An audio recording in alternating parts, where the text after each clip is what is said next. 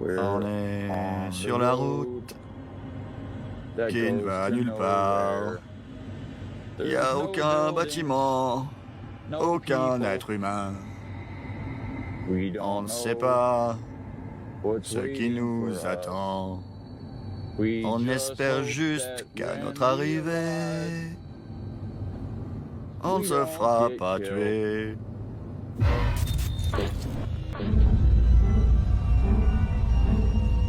Nous longeons la rive du Grand Lac Salé en Utah pour rejoindre l'île d'Antelope, qu'on surnomme aussi l'île aux fantômes. On peut y trouver un ranch abandonné, fondé en 1848 par un veuf mormon du nom de Fielding-Gar. La propriété abrite plusieurs tombes anonymes et une présence violente impossible à contrôler. On traverse une énorme tempête de neige ici, dans l'Utah.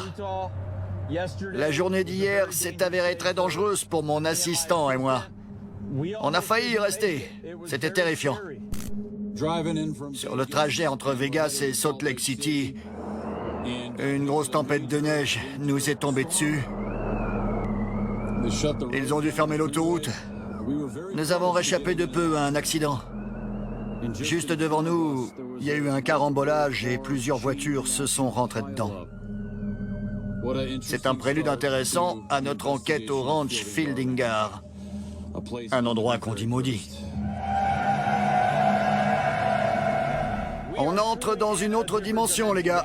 Préparez-vous mentalement, physiquement et psychologiquement à affronter l'endroit où on va. Je veux parler de l'île aux fantômes. Une force obscure invisible hante l'île, en particulier le ranch, et frappe à l'improviste. Aujourd'hui, les autorités nous ont appelés à l'aide. Regardez. On y est. C'est le ranch Fielding-Gar.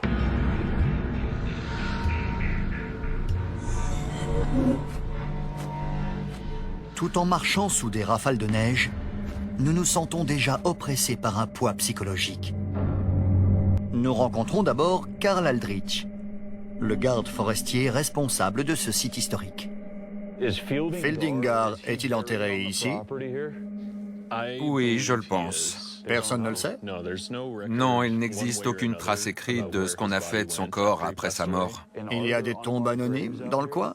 Tout à fait. Il est question de 3 tombes. C'était quoi? Sans doute un paquet de neige qui est tombé du toit.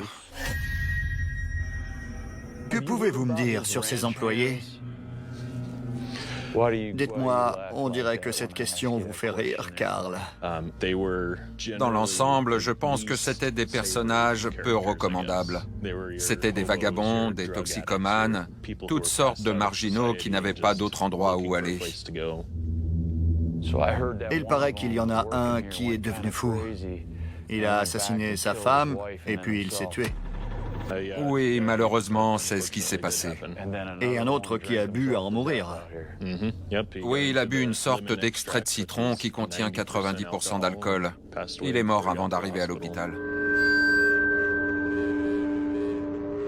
Carl raconte qu'un visiteur a été attaqué brutalement à l'intérieur de la maison elle-même, vieille de 175 ans.